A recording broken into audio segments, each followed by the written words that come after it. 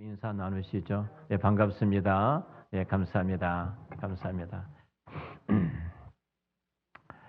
오늘은 약속에 대해서 말씀을 함께 나누고자 합니다. 약속을 맺고 약속을 한다는 것은 그 무엇인가 중요한 내용의 합의가 있어야 합니다.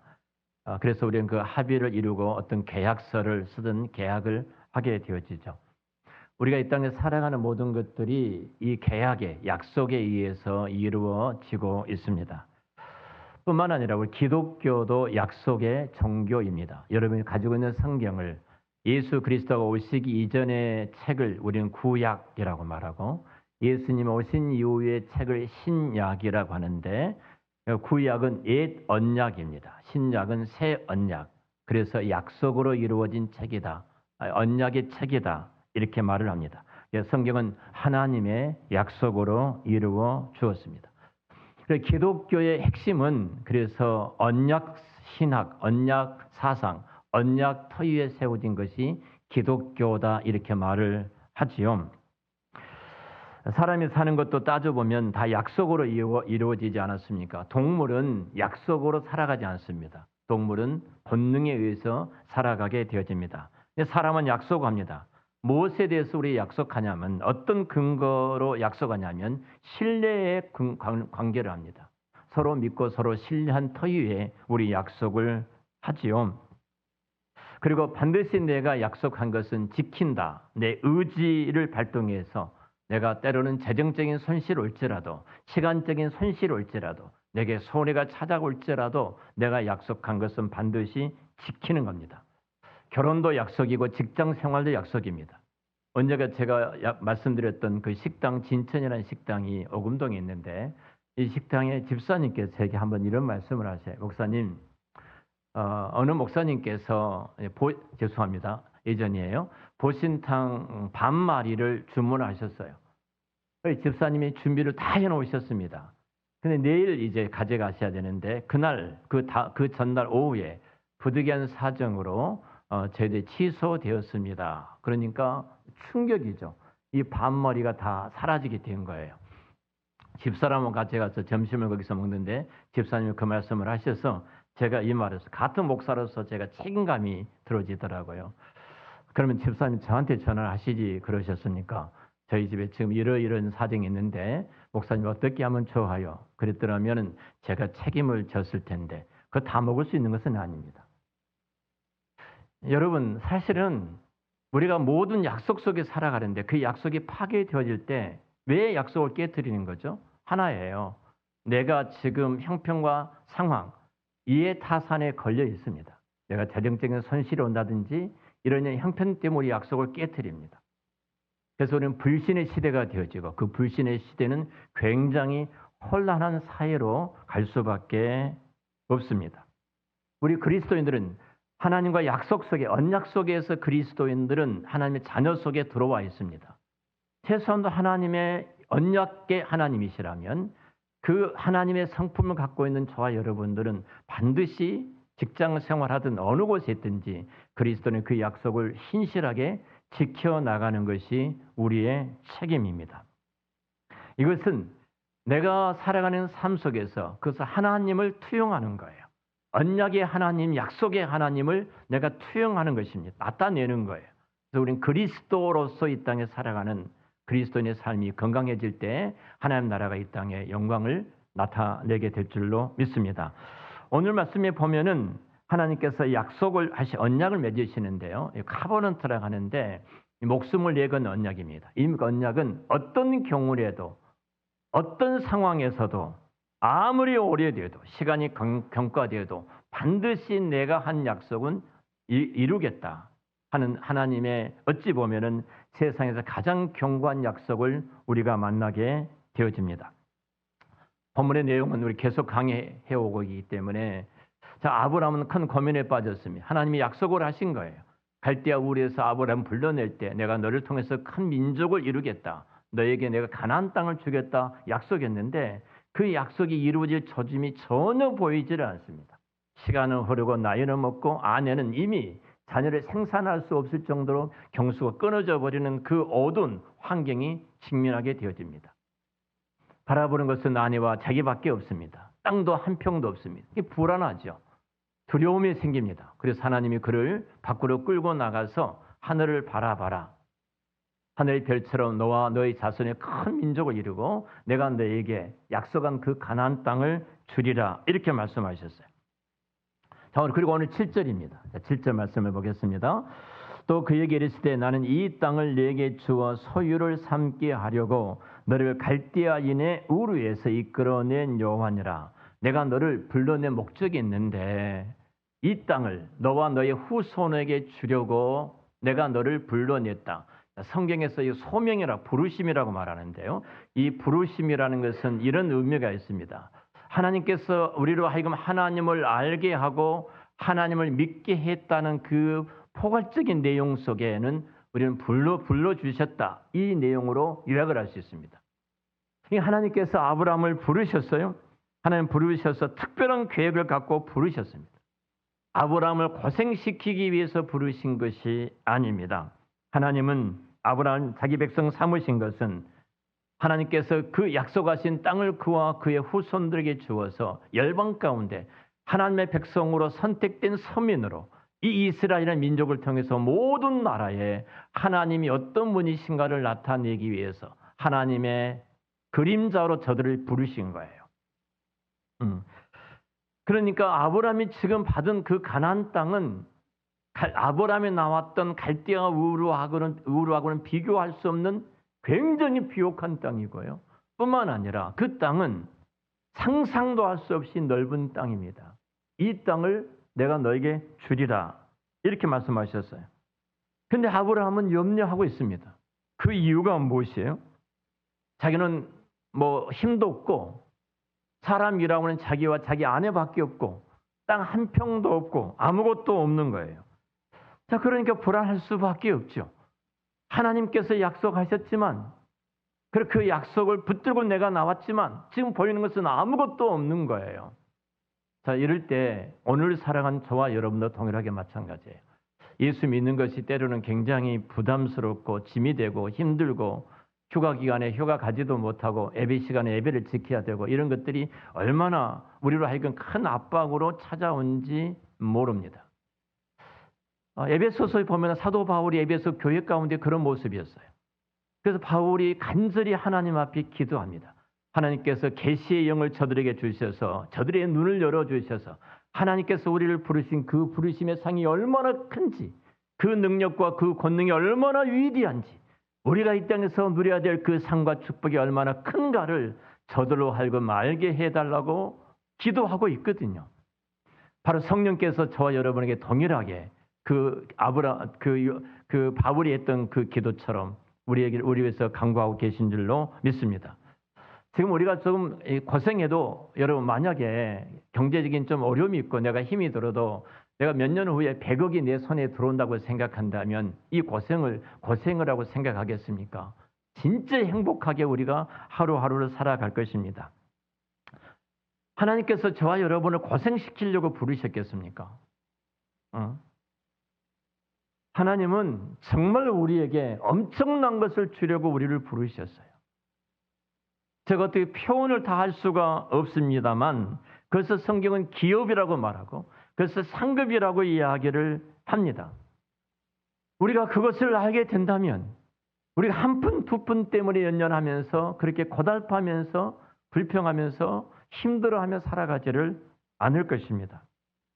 그 하나님의 약속들이 그 언약된 약속들이 취소되지 않도록 우리는 더 하나님을 붙들려고 노력을 할 것입니다. 우리를 부르시는 이 은혜와 복이 얼마나 큰 것인지 성령께서 여러분 모두가 깨달아 이 어두운 시대 담대하게 믿음으로 이 땅을 살아가시기를 축원합니다. 자, 아브라함은 불안했어요. 그래서 8절에 이렇게 말합니다. 그가 이르되 주 여호와여 내가 이 땅 소유로 받을 것을 무엇으로 알겠습니까? 그런 거예요. 하나님이 주신다고 그랬는데 지금 땅 한 평도 내 소유가 없다 이 말이에요. 그럼 하나님 내가 무엇으로 알겠습니까? 내게 증표를 달라, 표식을 달라 이렇게 이야기를 합니다. 그때 하나님이 아브라함이 표시를 달라고, 증표를 달라고 하니까 우리 그렇잖아요. 누구하고 약속을 했는데 그 약속을 할 때 무엇을 해준다 할 때 그러면 증표를 주어, 표시를 주어 이렇게 말하잖아요. 그럼 계약서를 쓰더니 그러잖아요. 우리 김 무슨 탤런트가 바람을 피우다가 그 아내한테 뭐 각서를 굉장히 많이 썼다고 뭐 그러는데요. 그렇게 쓰지 않습니까? 다시는 절대로 그런 일이 없겠다. 내가 이런 일을 한다면 내 전 재산을 당신에게 다 주겠다. 뭐 이런다든지. 지금 아브라함도 그러는 거예요. 불안한 거예요. 이 염려가 찾아와서 하나님 내게 증표를 달라. 이렇게 하나님 앞에 요청을 합니다. 자비로우신 하나님은 우리 인간의 연약함을 아시고 그 아브라함을 아시고 증표를 허락해 주십니다. 자, 우리 9절과 10절입니다. 같이 읽겠습니다. 여호와께서 그에게 이르시되 나를 위하여 3년 된 암소와 3년 된 암염소와 3년 된 순양과 산비둘기와 집비둘기 새끼를 가져올지나 아브라함이 그 모든 것을 가져다가 그 중간을 쪼개고 그 쪼갠 것을 마주 대하여 놓고 그 새는 쪼개지 아니하였으며. 아멘. 자, 당시에 굉장히 중요한 어떤 그 강력한 약속입니다. 이런 강력한 약속을 맺을 때, 계약을 체결할 때, 좀 쉽게 말하면 계약인데, 원칙적으로 성경하는 카버넌트, 이 언약인데요. 이 언약을 체결할 때 짐승을 가져다가 이 짐승을 가운데로 쪼갭니다. 계약의 당사자, 두 사람이 계약을 체결하면서 이 짐승을 둘로 쪼개는 거예요. 그래서 이것을 히브리어 브리트라고 말하는데요. 가르다는 거예요. 쪼개다는 거예요. 쪼갠 다음에 이 계약 당사자가 한번 생각해보세요. 짐승을 잡았습니다. 칼을 들고 이 두 당사자가 짐승을 가운데로 쪼갭니다. 쪼개는 순간 온 피가 머리부터 발끝까지 이 두 계약 당사자는 다 적실 정도로 많은 피가 튀어났을 겁니다. 여러분 암소를 잡든 암순양을 잡든 암양을 잡든 간에 잡을 때 하면 피가 범벅이 된 모습이 아니겠습니까? 그리고 쪼갠 사이로 이 두 사람이 지납니다. 그리고 계약을 체결하는 거예요. 만약에 한쪽 편에서 이 계약을 파괴하는 순간 이 짐승이 쪼개진 것처럼 죽게 될 것이다. 그리고 나서 이 사체는 그대로 놔둡니다. 놔두어서 짐승들과 하늘을 나는 새들이 와서 쪼아먹도록 그대로 놔두는 거예요. 너도 그렇게 될 것이라는 거예요. 그러니까 이 계약은 목숨을 내건 생명을 내건 계약입니다. 고대 사회에서 이런 계약을 종종 체결합니다. 한 나라가 어느 작은 나라와 싸워서 전쟁에 승리를 거둡니다. 승리를 거두었을 때 그 왕과 백성들을 잡아오죠. 잡아온 다음에 짐승을 둘로 쪼개는 거예요. 그리고 승리했던 나라의 왕은 지나지 않고 이 왕과 그 집에 패배했던 나라의 그 왕과 때로는 백성들까지 이 짐승 사이를 지나게 합니다. 그리고 이 짐승들이 이 쪼개진 사체 위로 땅의 짐승들이 와서 먹도록 치우지를 않는 거예요. 놔둔 거예요. 그러면서 만일 너가 1년에 저공을 이렇게 바치고 1년에 이렇게 하라고 계약을 체결하고 짐승을 쪼갰는데, 그리고 이 계약을 체결했는데 지키지 아니하면 너도 이렇게 죽게 될 것이다. 너의 백성들도 이렇게 죽게 될 것이다. 그리고 이 시체가 이 사체를 짐승들과 공중의 새들이 와서 먹은 것처럼 너도 그렇게 먹게 될 것이다. 이렇게 강력한 계약을 체결을 하는 것입니다. 자, 지금 하나님과 아브라함의 계약 체결이 이 방법이에요. 근데 9절에 보면은 한 마리 암소가 3년 된 암소, 3년 된 암양, 3년 된 순양, 3년 된 집비둘기와 새끼 비둘기 5종류의 짐승들이 등장을 합니다. 한 마리가 아니에요. 왜 하나님께서 이 많은 짐승들을 잡아서 이 계약을 체결하도록 하셨는가 하는 사실입니다. 이 말은 어떤 일이 있어도 이 계약은 너와 나만이 아니라 너의 자손 대대로 모두에게 이루어지는 계약이고, 반드시 이 언약은, 이 계약 체결은 이루고야 말겠다 하는 하나님의 특별한 계약 체결의 방식을 보게 되어집니다. 자, 그런데 오늘 성경에 이렇게 이야기를 합니다. 12절에 해질 때 아브라함에게 깊은 잠이 임하고 흑암과 두려움이 그에게 임하였더라.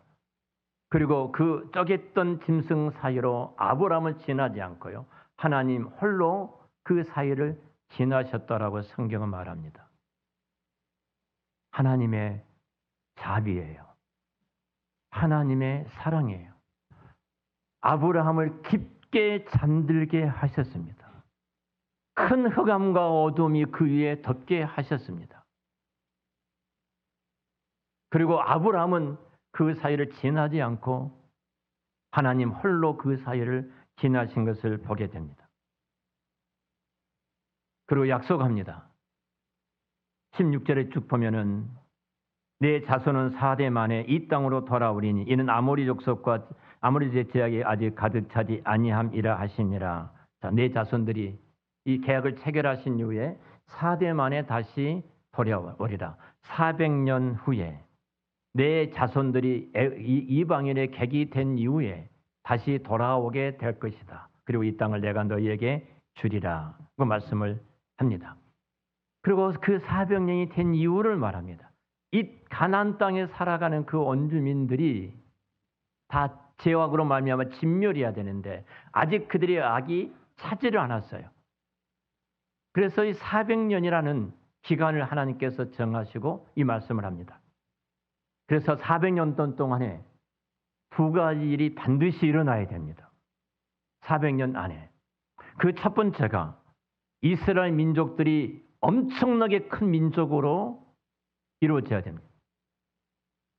두 번째로는 이 가나안 땅에 살아가는 이스라엘 백성, 아니 가나안 족속들이 죄악이 상상도 할 수 없을 정도로 꼭대기까지 차서 하나님의 심판을 받을 수밖에 없을 정도까지 가야 됩니다.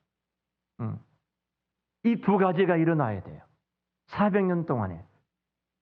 여러분, 이렇게 하나님이 일하신 그 일을 신학적인 용어로 하나님의 경륜이라고 이야기를 합니다. 하나님의 경륜. 동일합니다. 우리 인생이 어떻게 되어질 것인가? 우리는 주파수가 두 개가 맞춰져야 돼요. 그 주파수 하나는 우리는 한 나라의 운명, 온 세계와 모든 민족들을 통치하고 계신 하나님의 우주를 다스리고 계신 그 손길을 바라봐야 되고, 하나님은 그런 하나님만이 아니라 내가 직장에 출근해서 직장에서 너무너무 힘들어 한쪽 구석에서 팬티를 잡고 풀이 죽어서 힘드는 그 모습들을 또 하나님은 보고 계시는 손길이 그 안에 있다는 거예요. 이 두 주파수입니다. 하나님은 멀리 계신 분이 아니에요. 온 우주와 만물을 통치하시고 역사를 운행하신 그 하나님은 동일하게 내 삶 속에 내가 지금 질병으로 힘들어하는 그 현장까지라도, 주변의 모든 사람들이 다 떠나버리고 나 혼자 외롭게 있는 것까지라도, 그곳이라도 하나님 그곳에 지금 나를 붙드시고 간섭하시고 이끌어가고 계신 하나님을 우리는 믿습니다. 이 두 주파수를 바라볼 때 우리는 이 세상에서 가장 영광스러운 그리스도인의 삶을 살아갈 수가 있어요. 그리고 17절에 이렇게 말을 합니다. 17절입니다. 해가 져서 어두울 때 연기 나는 하루가 보이면 나는 타는 햇불이 쪼갠 고기 사이로 지나더라고 말합니다. 자, 사체이로 여호와의 사자가 햇불 사이로 그 사이를 사체 사이로 쪼개진 짐승 사이로 지나갑니다. 그리고 이렇게 말씀, 아브라함은 지나지 않죠. 하나님이 깊이 잠들게 하셨어요. 그리고 아브라함은 그 환상 가운데 이 모든 것을 보도록 하셨습니다. 하나님이 이곳을 지나가시면서 이 모든 책임은 내가 지겠다. 너와 함께 지금 맺었던 이 언약은 내가 반드시 이루겠다. 반드시 이루겠다. 이것이 기독교 신앙의 최고의 극치입니다. 하나님은 아브라함에게 이렇게 언약을 맺으시고 축복하시면서 그 축복의 대가로 어떤 것도 요구하지를 않으셨습니다. 하나님 그 약속을 이행하는 모든 책임을 하나님 당신 자신에게 돌리셨습니다. 그리고 친히 그 저주받은 짐승 사이로 하나님 홀로 지나셨습니다. 아브라함은 하나님의 약속을 받은 사람입니다. 동일하게 저와 여러분도 예수 그리스도 십자가의 그 은혜로 이 언약과 약속을 받은 사람인 줄로 믿습니다. 자, 우리가 이 약속을 받은 사람이란 것이 무슨 뜻인가 이 말이에요. 무슨 뜻인가? 이것은 어떤 아브라함아, 너가 어떤 사건이 터지든지 간에, 어떤 사건 가운데 있든지 간에 내가 그 사건 한가운데 내가 그곳에 있겠다 이 말이에요. 내가 그곳에 있겠다. 내가 무슨 일을 만나든지 간에 주변의 모든 사람들이 너를 알지 못한다고 다 떠날지라도 너가 그곳에 혼자 있지 않도록 하겠다 이 말이에요.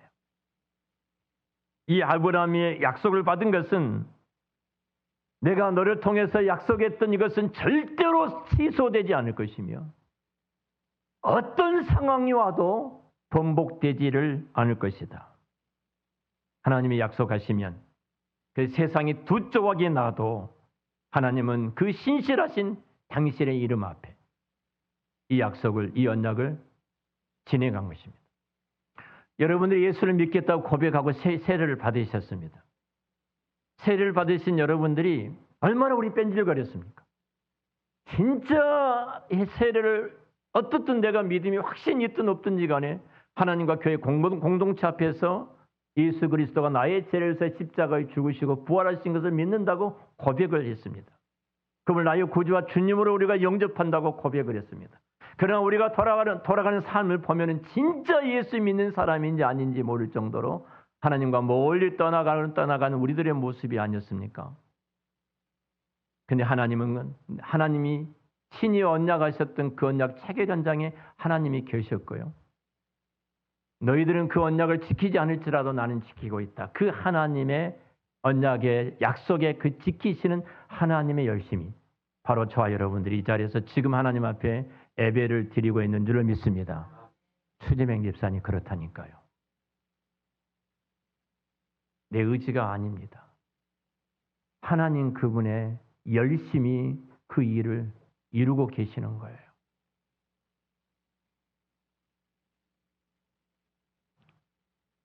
하나님은 정말로 생명을 걸고 하나님 당신 자신 저주를 받으면서 멸시와 천대를 받으면서 하나님 반드시 이 약속을 이루시는데 이것이 기독교의 핵심입니다.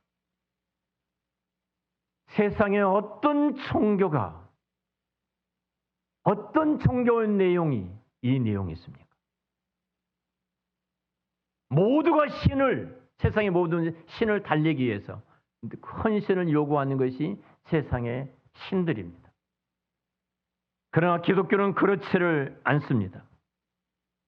내가 인생이 어찌 보면 가장 못나고 부끄러운 자리에 있다 할지라도 한번 그와 언약을 맺으신 하나님의 백성이라면 영원토록 내가 너를 택했다는 그 하나님의 언약 자손으로 들어왔던 자라면 하나님께서 책임을 지고 반드시 그가 예수를 믿어 구원에 이르는 그 자리까지 하나님이 이끌어 가실 줄로 믿습니다. 자, 이 사실을 우리 삶 속에 적용한다면 우리는 이 특권을 알지 못해요. 이 특권을 알지 못하니까 누리지 못하고 살아갑니다. 우리는 권리가 있어요. 아침 인간극장에 지난 주간의 프로그램 가운데 99세 된 할머니가 등장한 프로그램을 제가 언뜻 본 적이 있습니다. 마치 그분이 이런 말씀을 하시더라고요. 나도 권리가 있어 이 집에 셋째 딸과 같이 삽니다. 4대가 지금 함께 살아가는 집이에요. 나도 이 집에 살 권리가 늘 미안해요. 미안하다. 오래 살아서 미안하다. 늘 그 말을 해요. 죄송하고 미안하다. 그리고 고맙다 이 말씀을 해요. 근데 한 번은 내가 권리가 있다고 말씀하시더라고요. 며느리가 유튜브에 찍어서 계속 올리니까 인기가 아주 상승했던 그분인 것 같아요. 이분이 권리를 말하는데 나 권리가 있어. 그 권리가 뭐냐면 잠깐 그 구부러진 허리를 갖고 밖에 나가서 풀 몇 포기를 뽑는 것. 이것이 내가 이 집에 살 권리가 그래도 있어. 사이 그 양발을 꼬매면서 꼬매주면서 나도 이 입에서 밥 먹을 권리가 있어 이 말을 하더라고요. 제가 그 말을 들으면서 하나님의 자녀된 기독교인으로서 하나님의 백성이 된 우리들은 권리는 무엇일까? 내가 하나님 앞에 무엇 때문에 이 권리가 있으니까 이렇게 해달라고 이렇게 할 수 있다고 말할 수 있을까? 뭐가 있습니까? 여러분들이 예배를 잘 드리니까 오늘 또 예배를 드리니까 그 권리 때문에 하나님이 여러분을 축복해 주신가요?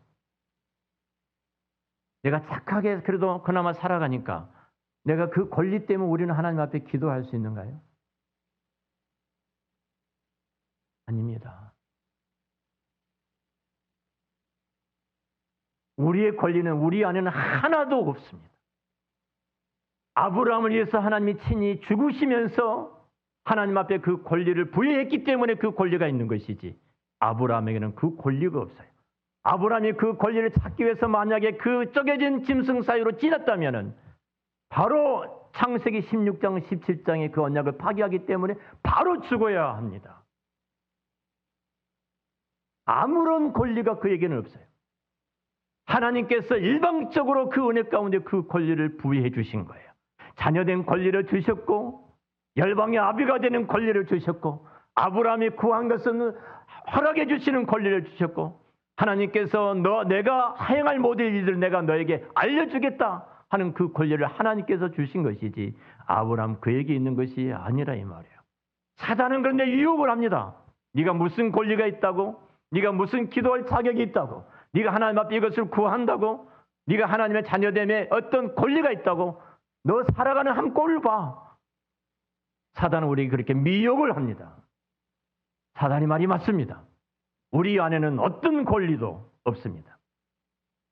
우리가 오늘 또 이 예배 자리에 있어서 하나님을 아버지라고 부를 수 있는 이 권리, 내가 하나님의 자녀로서 우리가 기도가 얼마나 영광스럽냐면은 우리가 최근에 요한계시록에 매일 성경을 퀴트를 하셨을 겁니다. 그 7장에 보면 성도의 기도가 얼마나 영광스러운지 그 영광스럽고 얼마나 위대한지 단순한 그릇에 담아 올린 것이 아니라 금향료에다 담아서 이 땅에 가장 영광스러운 향료에 담아서 그 하나님 앞에 올려드리는 그 기도의 권리를 누가 주셨어요?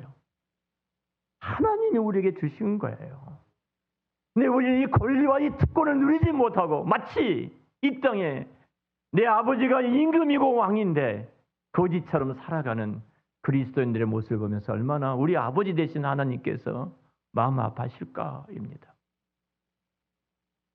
성경 말씀합니다. 내 입을 크게 열라.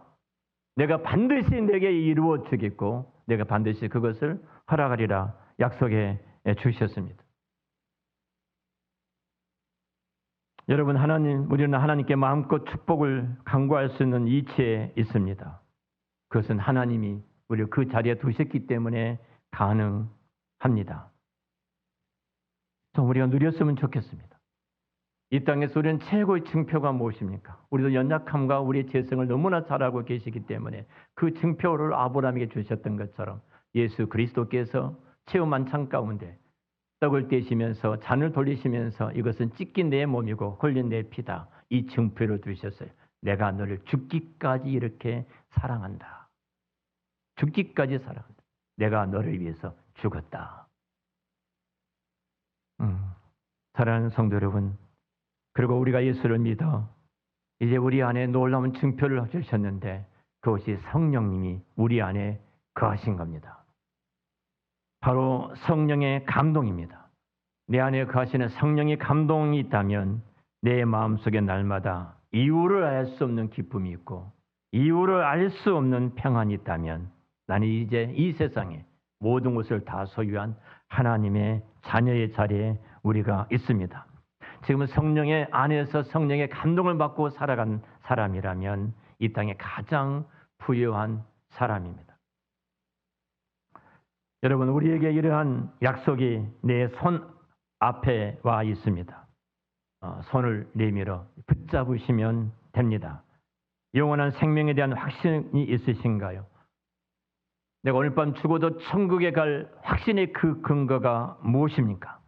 내가 신앙생활 잘하기 때문에 오늘 밤 죽어서 내가 천국에 갈 확신이 있습니까? 내가 다른 사람보다 좀 더 착하게 살았기 때문에 그 근거가 내가 천국에 갈 확신입니까? 아닙니다. 그것은 오직 예수를 믿으면 하나님의 자녀가 된다는 하나님의 약속입니다.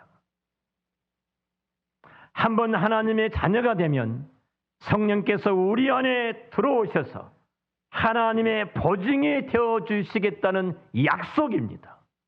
그 약속이에요. 아버지 되신 하나님께서 너가 어떻게 영생을 얻었니?